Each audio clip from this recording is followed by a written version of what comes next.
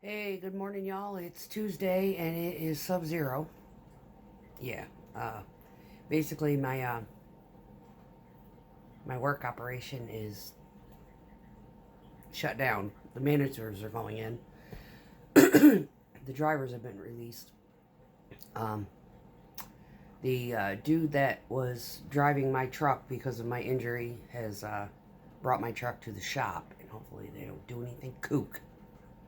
I worry about them more than I worry about some of the drivers on the job site.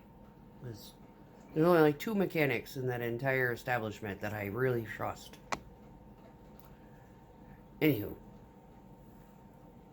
and there's two more that I really appreciate because they really try their darndest to try to do it right. Anyway, and God bless it, mixers are not the easiest things to work on. They are.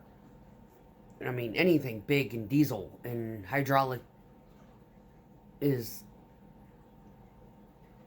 yeah. Anyway, so I went and had my MRI Friday, and no, I'm still not impressed with the way she had done it because there is an obscure section in which I think that if I had not had jeans on, they would have been able to see more clearly, and it would have been, a little easier to diagnose. However, the MRI did indicate that there is a break. Now, I'm not sitting at my computer, I'm always sitting at my phone. And I wish I had pictures. However, you can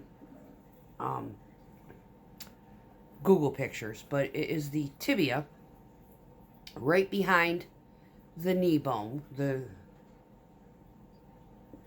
actual knee bone, where the femur and the tibia meet. There's two tendons in there. One of them is the ACL. That's the one I tore. The other one is still intact. However, on the tibia, where when I fell, the impact point on that water box depressed and cracked, and that's what caused the ACL to tear.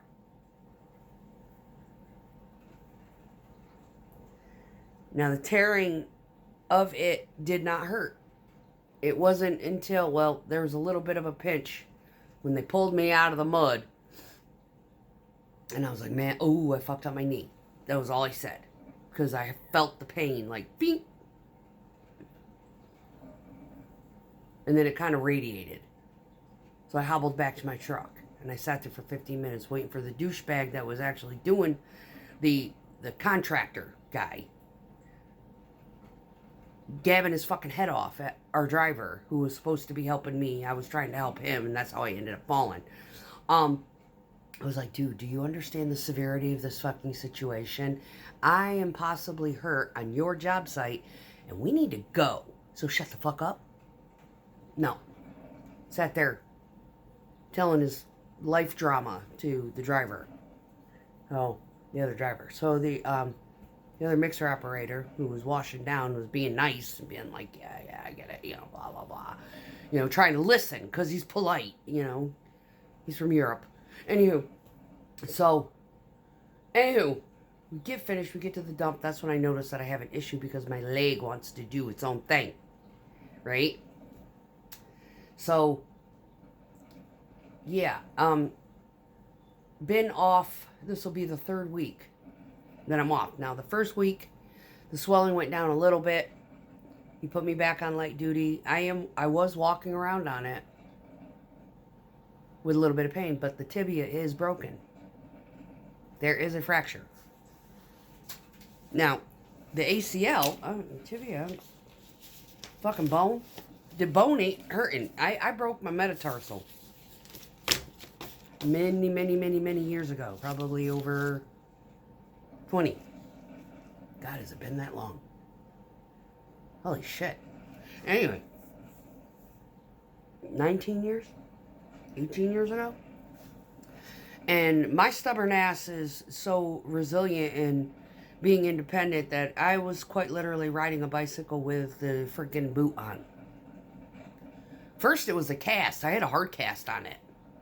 And I was waddling around on that, and where that brake site was, I could feel a pinch. Right? It wasn't displaced. It was a very clean brake. I was lucky. Stubborn little shit that I am. And I still went to work for about the first week. And then inventory was over. I was riding around in a little cart, filling out tickets and handing them up to the people counting the product. I worked at Home Depot. Anyway, so I was riding around my little cart with my little pack of tickets and a pen, tape, helping them out. Well, once the inventory was over, it was, there was really nothing for me to do. So we finished that up. I went on a little bit of a healing sabbatical, used my vacation to heal. Went up to New York and built some shed doors for my mother on a broken foot. Had them cut the cast off before I left. Put a boot on so I wouldn't have to deal with the TSA bullshit. Anyway, oh, Branch, yeah, I'm as bad as Squirrel Tribe. God, I think her and I came from, the same gene pool. But anyway, she's awesome. I love her. If you haven't checked her out, you need to check her out because she is the shit. Anywho, love her to death. So anyway, I get done with this MRI. I go to my doctor yesterday morning. He tells me that the tibia has a depressed, thing. So the impression simplified at the end. I'm going to read that part because the long version, me and the doctor was cracking me up because how he was reading it. There's a part in here. It said lateral collateral. He looked at me. He's like, I said something in regards to like HIPAA violation or something. I just started cracking up because it sounds like legal jargon. The way it. He was so damn funny, but we were giggling. It was like he's seen me every week. And it's almost as though, it's like now we're friends. Anyway. And he's like, you're so damn stubborn. I was like, well, I live alone. I gotta have some capability of being able to do things myself. So here's the fucking impressions. This is what it said. Now, if I hadn't had jeans on, there may not be a mystery here, because here we are. Impression number 1, high grade partial versus more likely full thickness / complete tear of the anterior cruciate ligament. And then is dot, period. Correlate with clinical findings of instability. Yes, there is instability.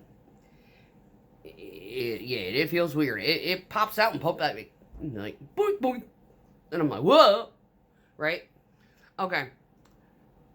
Number 2, lateral greater than medial form bone bruising, edema, in a pattern typical for ACL injury with small, minimally depressed subchondral fracture along the posterior aspect of the lateral tibial plateau. So, where I had the boo-boo, that's where the break is. It's a little teeny, like the bone got crushed kind of right there. Hence, probably the reason why I didn't have a lot of pain. Now, the first night, holy mother of God. I wish I'd had a shot of Novocaine just to go to sleep. I was lucky. I found a Tramadol in the cupboard, and it got me through, and then I didn't need any pain afterward because I didn't really have any. And then it says, grade 1 MCL sprain without focal tear. Number 4, menisci, intact meniscus. So the kneecap, we're good. All the tendons for the quad and everything is still good. The only spot I have is where that ACL, that puncture point. Now, what really threw all of us off was the pain down the calf. And of course, I had to have an ultrasound to make sure that it wasn't a blood clot. However, yeah, that was the, like, what the fuck is going on with this leg, right? So the pain down the calf. Now, and then it says joint effusion and Baker cyst. So basically I have a lot of swelling in the back side of my leg. And a Baker cyst is basically where the fluid in the knee is accumulating in the crease of the back of the knee. And that is prohibiting me from being able to do a full bend of the knee, which it's kind of maybe saving me right now. It's probably acting like a splint against the tib. So, a little trick that I learned a few years ago for a friend of mine who I watched get hit on his motorcycle and thrown into the air. Yeah, that was not a fucking good day. Anyway, sorry, flashback. Anyway, so he needed a knee brace, and he was at the hospital, right? And they were going to give him, he's like, I need a fucking knee brace. They're not even giving me a knee brace because he's worried about his insurance. And I didn't understand a whole lot about insurance. I have VA. So whatever fees my insurance doesn't cover, VA picks it up. I don't have to worry about that kind of thing. And you know, and the one thing that I can say that I can honestly be grateful for, you know, as much as I hate the VA care, the actual system itself is fantastic. So whatever, the insurance doesn't cover, the VA establishment, that portion of it picks up the payment. So I can go to the emergency room. My insurance will, cover the emergency room visit. Anything extra, my emergency room is involved with the VA. So what they do is they just send the stuff. I never have to file a claim. They do it. Now, this is under workers' compensation, thank God. So I go in and I talk to my dispatch and I let them know. I said, I'm sorry. I know I said, right now it's freezing cold and I know you don't miss me that much. I said, but it's going to be warming up soon and I'm really sorry. But I don't know how long I'm going to be out because I don't know how long it's going to take for this to heal. And I'm probably going to require another MRI. He goes, yeah, I told him. He goes, I personally think that the contractor should be paying for this.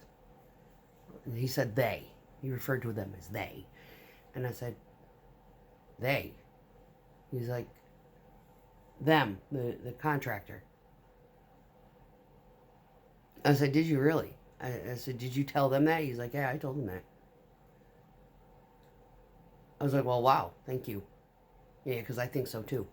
Because every time I've ever done that kind of procedure with them, they've always taken the steel grates and put it over there, over top of them, or the procedure basically typical, not necessarily them doing it, but everybody who has been contracted to do it has always put the steel plates over the pit. And these people did not. They didn't even rope off or cone around the edges. So, I mean, just to, perception is key. I mean, that little tape isn't going to prevent me from falling in the fucking hole. But it at least identifies where the edge is, right? They didn't even do that.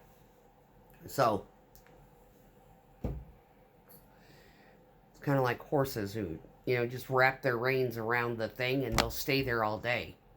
I mean, all they have to do is back up and the thing will unwind on them, right? Your brain works the same way. You see caution tape and cones, you don't go past it. Anywho, I didn't even see it because it blended with the ground. So anyway, so yeah, I'm more broke than I thought I was. So the little trick that I do, I've got an extra one. I'm going to show you on this one. It's my buddy's. He brought it to me the day that I called him to come and help me with my putting the windshield cover and stuff on my truck, so I wouldn't have to be vertically challenged trying to dust it off if I needed to go somewhere, aggravating the piss out of this. But anyway, these I'm going to advertise this because it's probably, this is the brand that you need in order to do this. I don't know if there's other brands out there, but this is the one that I've always bought, and this is the one I bought my friend, and this is how I did it. So in order to minimize any type of bending in the event that you have a knee that needs to stay straight, but you don't want anything that is going to make your leg so straight that you can't move it enough to use a gas pedal on a car. This is the best way to do it, and I don't know if anybody's ever done this except me, but you can, you see, this is the Mueller brand. Now, I don't know if there's other brands out there that function like this, but you can fold it, and because Mueller has 2 slots, you can make it smaller using the ones closest to the kneecap hole, or you can make it bigger by putting them on the outside. However, if you want to make your leg straight, you fold it and you pull them out. And this, the bend point usually faces the back. Yes? Okay. You're going to flip it over, put it back in, fold, and this takes a little bit of coordination, and you're going to put it into the little slot that you need it in. I'm going to put this back in the big side. And I did it on this one that I have on my leg right now. Anyway, you have to fold this over and put them in, and you got to kind of keep it. All right. So now,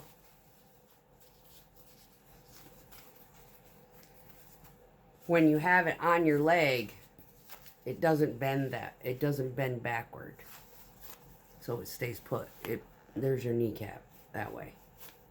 So it reinforces your knee to stay straight because it's not bending in the direction, you know. And you can opt to leave the other one semi-flexible, or you can turn both of them around. So the one that I have on right now, because it is kind of, you know, these are flexible, so your knee will bend a little bit, but it prevents it from hyper bending. So anyway, that is the little trick that I learned. So this one stays normal, so I can use it when I drive. So I can move my knee enough. But for the rest of the time that I'm walking around, gimping, my knee is perfectly straight, and that's because I turned the hinges the other way to prevent the knee from bending. I'll take this one off. So that's my buddy's. When I'm all healed, I can give it back. In the neighbor, he went and got his to help me out. But this one's the one I bought. That one came, he went and got that one before this one came in the mail. But this one I managed, see how this is the kneecap. It's supposed to bend the opposite way. Oh, come on here. Oh, mother of fucking God. Really? You're going to be death me. Anyway, so I've got them turned around backward. You see that?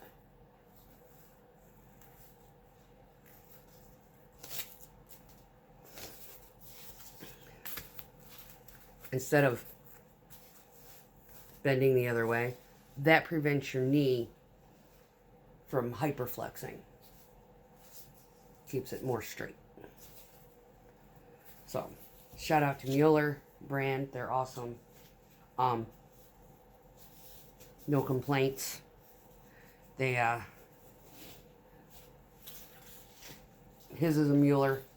This one, the one I ordered was a Mueller. And those little hinges are positionable. So yeah, you can make it smaller or bigger or whatever you need. So yeah, and one size fits most. His actually is size like small, medium type of thing. So anyway, that's the update. I have a broken tibia. It's not a big break. It's not displaced or anything. It's likely why it doesn't hurt. But there is, I live in the knee brace anyway. And this one, like if I'm sitting around gimping at home, I leave it on the straight side. And doctor that I've seen, the actual urgent care doctor, who I adore this man. He's so funny. He had said, you know, for the first week, he's like, don't wear the knee brace when you're sleeping, you know. And so after I found out that it was broken, I said, so I guess I'm wearing the knee brace when I'm sleeping. He's like, yeah, that wouldn't be a bad idea. So now we wear it. He's referred me over to ortho. Don't know what they're going to do. More than likely, if it's a full tear of that ACL or even 3/4 tear, I'm going to need surgery. So they're going to have to go in there and tie it back together, you know. And I called my sister and I was talking to her about it. And she said once they go in and repair it, the healing will be easier. She said the bone will probably heal before the ACL ever does. So, and then I joked. Because I said, yeah, you got a great niece or nephew coming, and I've got a grandbaby coming in August, and I need to be able to get out there. She's like, yeah. I said, yeah.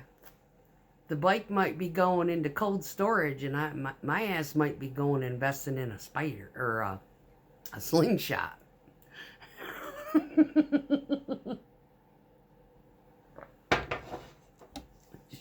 She just started giggling. She's like, yeah, right? I said, I'm not gonna get a spider. I don't like the way they sit. I'm gonna get a slingshot. I'd rather be in a slingshot. And I like the wind therapy, but you know, I don't know. Spiders, I don't like the way they turn. So we'll have to see how this goes. So anyway, I think spiders are actually a V-twin. I think slingshots are like a quad 4 type of thing. I had a quad 4 in the Grand Am. Oh, they're amazing engines. Anywho, I should have never traded that fucking car. I loved it. Anyway, yeah, this is what hormones do. Don't. You get pregnant and you start getting squirrely and you think you need a new car, or you have a baby and you're postpartum and you think you need a new car. Just fucking sleep on it for about 2 years. Saying. Note to self. So that is my update. Nothing going on. I'm off today. It's freezing ass cold. Nobody's working. Physical therapy has started. The guy is, you know, they've got me on crutches. He's like, here's how you walk on crutches. I was like, well, I'm going to need to keep them anyway, because if I have surgery, I know I'm not going to be able to do anything. So that's going to be a problem. We're trying to, me and the sister and my mom are talking about that. Like, what am I going to do if I get surgery? How am I going to, you know, get around in this house? You know, I may end up, you know, relocating up to my mother's for a couple of weeks. And, just so she can take care of me. You know, that kind of thing. So, anyway, yeah, not excited because I don't want to leave my house. You know, nobody here, kind of thing. So anyway, that is all, y'all. Yeah, getting my coffee in me. Yeah, to be continued later on.